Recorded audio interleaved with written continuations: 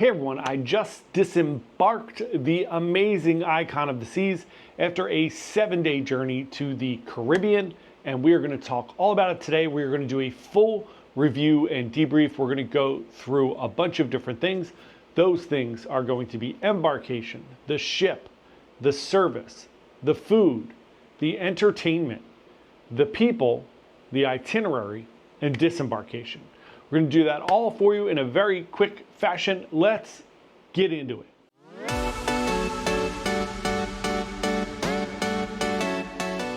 Hey everyone, John here from Byte Size Cruises. Welcome to our channel. If it's your first time here, we're a travel agency. Our goal here is to give you the best information possible about cruising so that you can plan and go on an amazing cruise vacation, just like the one we just got off on Icon of the Seas.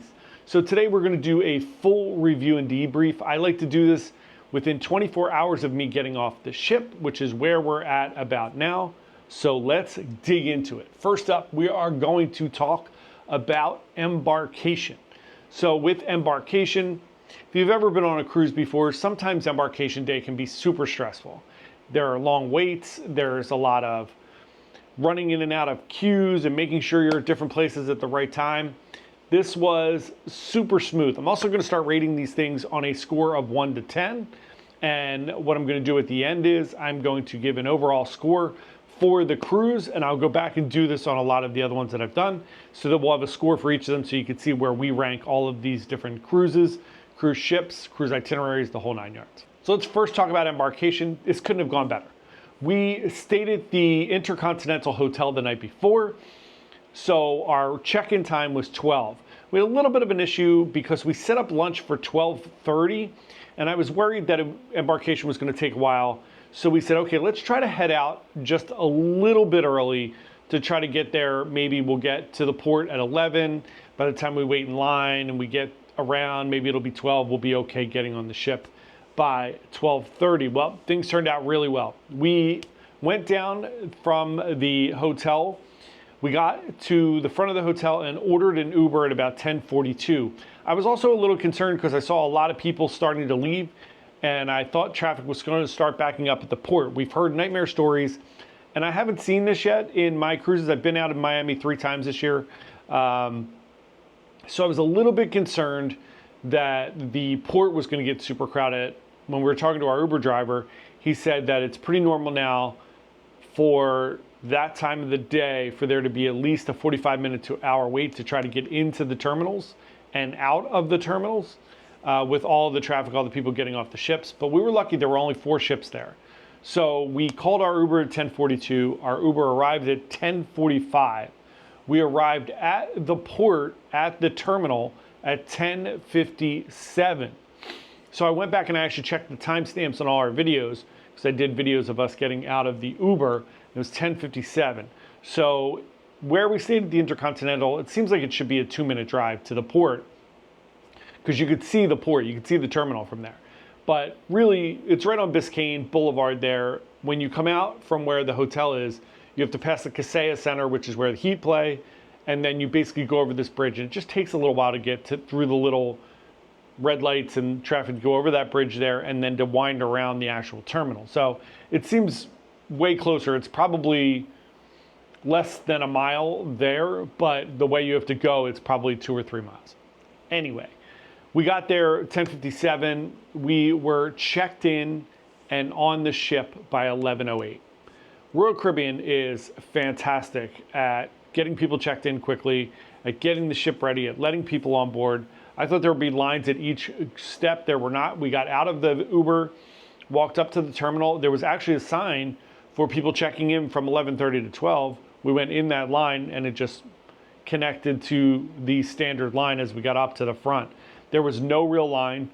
We walked right into the terminal, went right up the escalators, literally showed our passports, walked right to X-ray, through X-ray, and on the ship in 11 minutes, as you saw. So embarkation, definitely a 10 out of 10.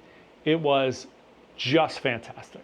So next up, let's talk about service. I always find the service on any cruise ship to be fantastic. I know people complain all the time about service on board the ship, and there are, I'm sure, issues that people run into with specific people. But by and large, I think service is always excellent on board of the cruises. We dealt with our room steward, who was Chris. I do think they're overburdened. They're only cleaning the room once a day now. It is a little tricky to find the right time for them to come and clean your room because they're not doing it all the time anymore. So it does get a little bit backed up where you're worried about heading back to the room because you're worried that they haven't cleaned yet. Maybe you want to take a nap. You don't want to miss that second time. So that was the only real issue for us. But Chris was great. The room steward, the service was great. Everything was wonderful there. Even the first day we didn't have soap, hand soap in our room, and we told him, and there was like 3 or 4 bars after that. So he really kind of followed up and made sure everything was good there. Constantly asking, is there anything else I can do? Do you need anything else? Is everything okay? And everything was great. The service around the ship, the main dining room, we ate breakfast in a bunch of times. Service was excellent. The specialty dining service, which I always find to be excellent, was excellent. We didn't have to go to guest services for anything. I generally don't go to guest services. I'm always amazed how long the lines are at guest services, especially the first day and then throughout the cruise at certain times. I think people forget that guest services open 24 hours a day. You can pop down there whenever you want, so you don't have to fight those lines. Also, I'm not sure what people are doing in guest services all the time. I can never figure it out. I'm sure people have issues with their bill or whatever. I mean, this was like my 80-something cruise, and I've been to guest services maybe 5 times in all of those cruises, which is lucky for me, I guess. But it's always weird to see people there that much. And generally, if I go up there, I'm maybe putting money, like if I win at the casino, I won at the casino when I was on Independence, and I just went to guest services to throw money on my account. So I didn't have to use my credit card. So really good. I think the service was so fantastic all around the ship. Maybe a little too fantastic, which is something we will get into as we get into the people. So let's give service a 9 overall. 10 is, you know, the Ritz-Carlton treatment. So let's give it a 9. I think that's perfect. Next up, let's talk about the ship. So if you are new to this Icon class, there are a bunch of neighborhoods. I'm going to go through them real quickly here. I have them written down. You have the Royal Promenade, Central Park, Thrill Island, which is your water park area. You have Chill Island, which of course is just your beach pool deck. You have the Surfside, which is your family area. You have the Hideaway, which is your adults only pool deck. You have the Suites area and the Aquadome area. So those are your neighborhoods on board the ship. The ship is just spectacular. It's beautiful. I think it's the perfect adaptation of the things that they've learned from the Oasis class, which was my favorite class of ships before this. And I think they've learned so much and adapted it. And I think they're continuing that on Star and Legend. So I've already heard that there's some updates from this. You will find that maybe there are some neighborhoods you don't go to, which I think is happened less on Oasis. I went to the boardwalk a lot on Oasis. I love that area. First of all, the Aqua Theater was there. Playmakers was there. You had the dog house was there. So there was a lot of reasons to go there. I found on this cruise that we stayed away from Surfside.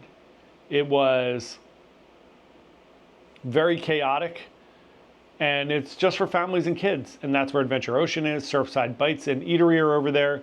We did go to dinner over there at Pier 7, which we'll talk about. But for the most part, we stayed out of that area. And I also think that maybe some families stayed out of that area, which is very interesting and maybe not what Royal was thinking or hoping. And I think they've adapted some things for that as we move forward. And that'll also lean back on service as we talk about it again as it relates to people. But overall, the ship just really, really, really beautiful. And I think it's now my favorite cruise ship, and we're going to give the ship a 9 as well. Next up, let's talk about food. We did all the food. We tried all of the food. There are a ton of options there for included food, ton of options for specialty dining. You have so many options. The Aquadome market, there are hits and misses. We're going to do a whole food review. We'll do a included food review, specialty dining review. But the Aquadome market was a little bit of a miss for us, and I know some people love it. I just found the food wasn't hot and it was a little bit off. Just wasn't great. but all of the other options pretty much were so good. So food, again, I'm going to give a 9. I think it was probably the highlight of the trip. Other than the incredible entertainment, the food is always great. So let's give that a 9 as well. My only other touch point on specialty dining, and look, specialty dining is not for everyone, I get that, and it wasn't overly crowded, but it did feel like it was missing something, maybe like one other specialty dining restaurant. We had the unlimited dining package, and we wound up going back to restaurants. So we went to Izumi Sushi twice, we went to Giovanni's twice. I think if there were, I know Matt Hochberg talked about this a few weeks ago, restaurants he would get rid of, and Hooked was one of them. I think Hooked is great for lunch. I don't think it's a great dinner restaurant. So we didn't go there for dinner. So maybe if there was like a really nice upscale seafood restaurant and maybe one other option, upscale Mexican or something, who knows? I know they used to have Sabor on some of the old chips, but it seemed like if there were another specialty dining that would have like really evened it out for us and made it a little more diverse. That's super nitpicky. So again, 9 for food. Everything was great. Let's talk about the entertainment on board. It's incredible. So here are your options. I'm going to read them off because there are a ton of them. You have the Wizard of Oz, which is a Broadway, kind of a Broadway style show. Aqua Action, which is your Aqua Theater show. Effectors Origin Story, which is again another like musical theater show. Starburst Elements Ice Show. There is another ice show for families. The Point and Feather has a acoustic guitar player in there every night. The Music Hall has bands in there and fun things going on. Dueling Pianos almost every night. Schooner Bar every night. Boleros with a Latin band almost every night. Singers on the Promenade every night. DJs all over the ship. Theme nights, you have your White Nights, your 70s, 80s party, all of that stuff. You have the Crazy Quest, the Love and Marriage show. The show band, there's an orchestra on board. They did a show in the theater. They were spectacular. And the comedians. So all of that entertainment, and then look at something from another cruise brand or another ship and really try to compare entertainment. And I don't think you're able to do it. I found the Wizard of Oz to be a little wonky. Again, we'll do a full entertainment review in the next week or two. It was just weird. I think the script was a little bit weird.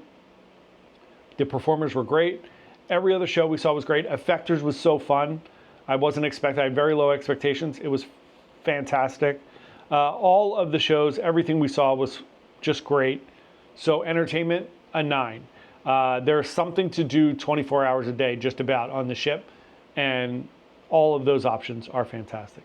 It's also one of the things that makes the ship great because it spreads out the crowd so that you don't ever feel crowded. One other item I wanted to mention about on the ship, and this is probably a highlight of the ship for me, the destination elevators are life-changing. So generally speaking, when I go on a cruise, I stay away from the elevators. It's just not a great experience in my opinion. On most of the ships, especially Oasis like that class where there's a lot of people and a lot of people using the elevators, it's because it's a big ship as well. And we saw this on Prima too, and we see it on a lot of the bigger ships. People's behavior around the elevators is not great. It's not the worst part. We'll talk about people. But you constantly get the like not letting people get off, rushing to get on the elevators, which isn't completely gone, which drives me crazy. The people, you know, not waiting their turn, so to speak. So if there's 100 people at the elevator bank, and you know 6 old people got there first, and then a family with 10 people comes up, they just rush into the elevator, and then people wind up sitting there waiting for 10 or 15 minutes for an elevator. That's disappointing. And yeah, just the general like not great behavior getting in and out of the elevators. They're being very crowded. All of that is gone on Icon. You hit the button of where you're going outside the elevator, it directs you to one of the like 12 elevator banks. And then you wait and you get on that elevator. And there was never more than 5 or 6 people in an elevator that we were on. We never made more than like one stop before we got where we were going. Just revolutionary, spectacular, and made a huge difference in my cruise experience. Generally, like I said, I don't use the elevators. I use them a ton on this cruise. just because it was a delightful experience. Next up, let's talk about our itinerary. I have it in front of me here so I don't mess it up. We did Costa Maya, Cozumel, Roatan, and Perfect Day out of Miami. Perfect amount of ports for me on a 7-day cruise with 4 ports. I think 4 ports is good on a 7-day cruise. You basically have 2 sea days and then your embarkation day. I thought it was wonderful. We had 1 sea day basically going, 1 sea day coming back, and then Perfect Day. All of those ports were okay. I'm not big on excursions. I don't love to do a ton of excursions. I like to get out and walk around the port a little bit. Costa Maya was a little bit depressing. It looks like it's fallen into a bit of disrepair. I was there a few years ago and I thought Costa Maya was a ton of fun. It seemed a little more dingy and dirty this time. I think it's with Royal purchasing that plot of land there for Perfect Day Mexico. It seems like it's been let go a little bit, which is understandable. But otherwise, there's shops there. There's a couple pools there. It's a nice place to hang out for a little bit if you just want to have some fun. Roatan, the port is okay. They have a little lazy river there, shops, restaurants, you know, the standard cruise port. Del Sol, Cariloa, FE Jewelers, Diamonds International, all the same things, right? Cozumel, same thing, just some shops and some things going on there, and then you can get out and do excursions and wander the island. So I'm going to give the itinerary an 8. Obviously, there are spectacular itineraries like the Southern Caribbean, like the Alaska, Europe. So let's give it an 8 and we'll stick with it there. Next up, let's talk about the people. Here's the thing. I talked about this a lot on my live stream yesterday. We do a live stream every Sunday morning and every Wednesday at 7 p.m. Eastern time. So my last few Royal Caribbean cruises have felt very carnival-ish. And it's not a good or bad thing. It's just a different vibe. And I talked about this on the live stream. I think people all the time say, you know, Carnival's the budget cruise liner. Carnival, you hear people say the Carnival is like all your trashy people on one cruise line. I don't think that's the case. I don't think it's cheap. I don't think Carnival's been cheap for years. When I look at cruises, Carnival's never my cheapest option. It's always, when I'm speccing them out for myself or for our clients, MSC and Norwegian are usually right on par or cheaper than Carnival. Then it's Carnival, then it's Royal Caribbean, right? My last few cruises on Royal Caribbean, the people have been way out of pocket for Royal Caribbean. It's not your standard Royal Caribbean crowd. Royal Caribbean's usually families, fun couples, whatever it is, right? And now it's a little more of a party-centric, fun crowd, which isn't bad. But what I think has happened here is Carnival has always been the entry-level cruise line for people. You hear about a cruise, you hear about cruising, you go on Carnival. Everybody's like, oh, yeah, first cruise, go to Carnival, right? It's a good time, party. You're in your 20s. Carnival, most of the other cruise lines have always been associated with old people, right? You hear, oh, you're going on a cruise, isn't it just old people? And I think for a while that was Carnival. It's obviously like Holland America, NCL, all those. And now Royal Caribbean has made a concerted effort to attack first-time cruisers. And I think when you get first-time cruisers, this is what you get. You get much younger and a party demographic, not good or bad. I'm just seeing a different vibe. And here's where it is bad. I don't think it's people that are bad all the time. I think people are going to test your limits, just like children. It's their first cruise. And I think what happens is if you give them an inch, they're taking 10 miles. So on Carnival, you see it. There's no discipline. There's no repercussions for acting and behaving badly. There wasn't for years. And now it's spiraled to the point where you're seeing, you know, everything you see on Carnival. All the fights, all the drama, all the drunk people acting badly. And now I'm starting to see that on Royal. Here's my thing. If you're going to have rules, especially for first-time cruisers, they need to be enforced. If you don't enforce them on their first cruise, you're never going to be able to enforce them on their 10th. Here's what I saw around the ship. We saw just a lot of like not great behavior. We saw a lot of people, the Royal Bay pool, which is the largest of the pools on board the ship, was closed for 3 days. Twice for people throwing up in the pool, never a good sign. And it's not like we had a big norovirus thing going around the ship. Not the case. Even if there was, why would you be in the pool if you have norovirus? Whole nother story. And the third day it was closed was rumored because of a diaper. So here's the thing.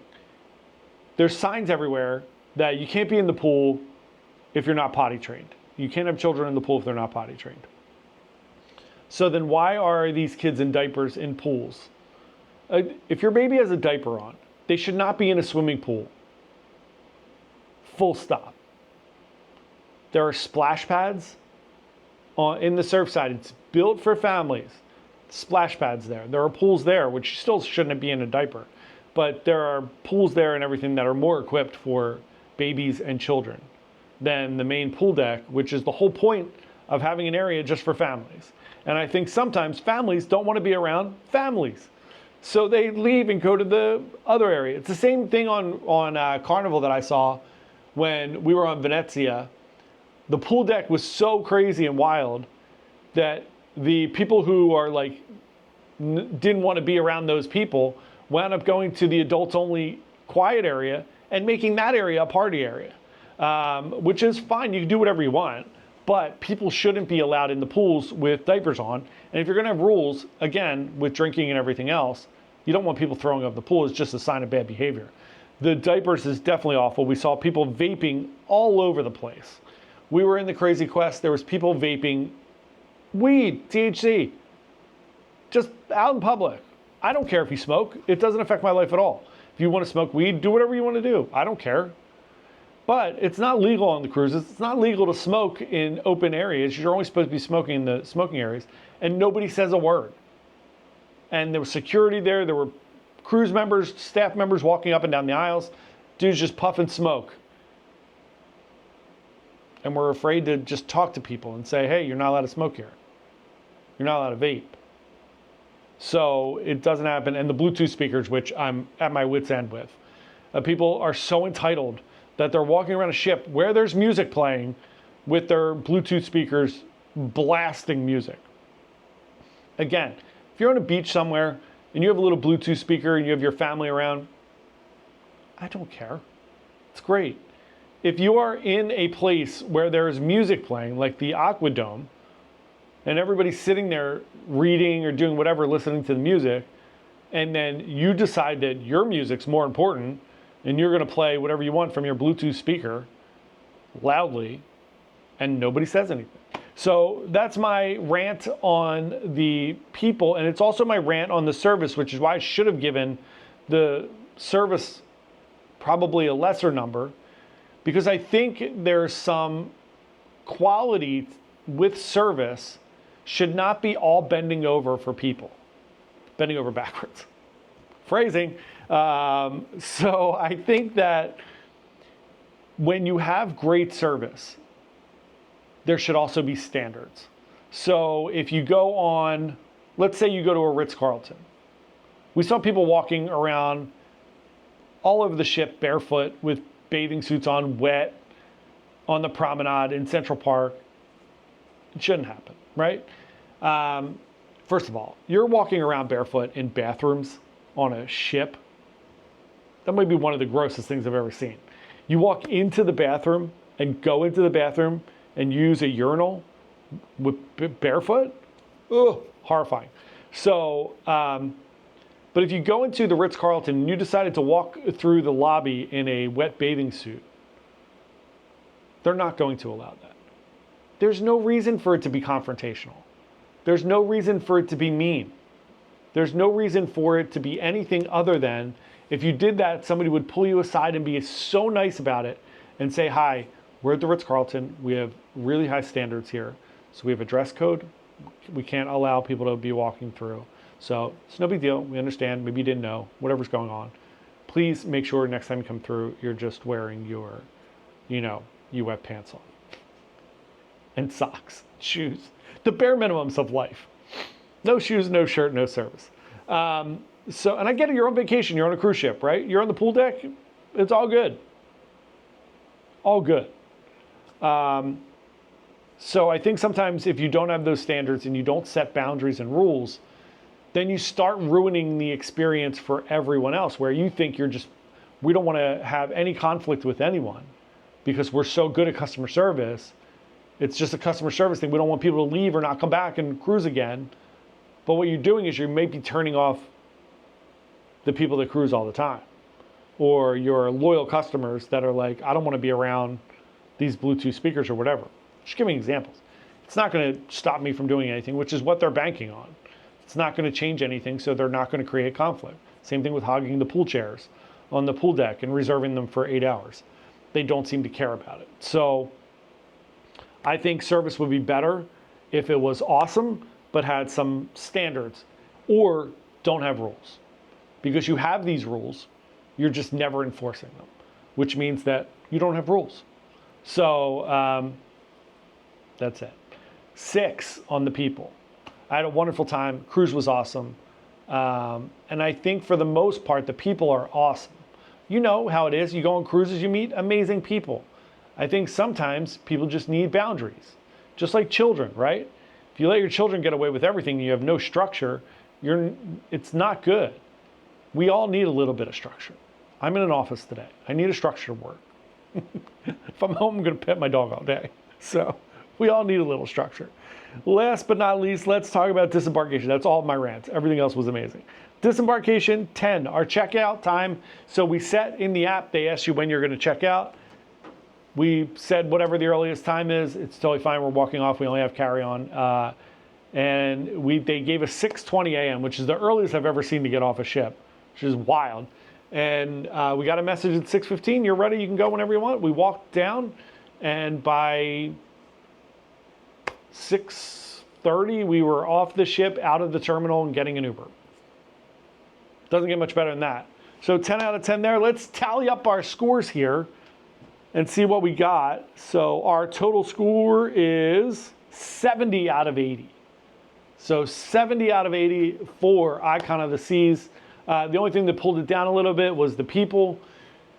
Everything on this cruise ship is amazing. It's now my favorite cruise ship. Just the flow, the entertainment, the way that the ship is set up, everything's really, really, really wonderful. I can't wait to see the little improvements they make on Star and Legend. I know they're removing Pier 7 from the surf side. I know they're adding some analog elements to the kids club and adding more things for older kids in the surfside area. So hopefully all of that is great. We had an amazing time. It was an amazing cruise on an amazing ship. The elements that they added, being able to see outside from the promenade, from the Pearl Cafe, from Central Park, you could see the ocean in a couple of different areas. Truly a spectacular cruise ship. It's very expensive right now. Hopefully it will go down and you all get to experience Icon of the Seas. We would love to help you plan your next iconic adventure. So if you need any help planning your cruise vacation, or any vacation for that matter, please email me at jp@bytesizecruises.com. Thanks so much and have a wonderful day and happy cruising.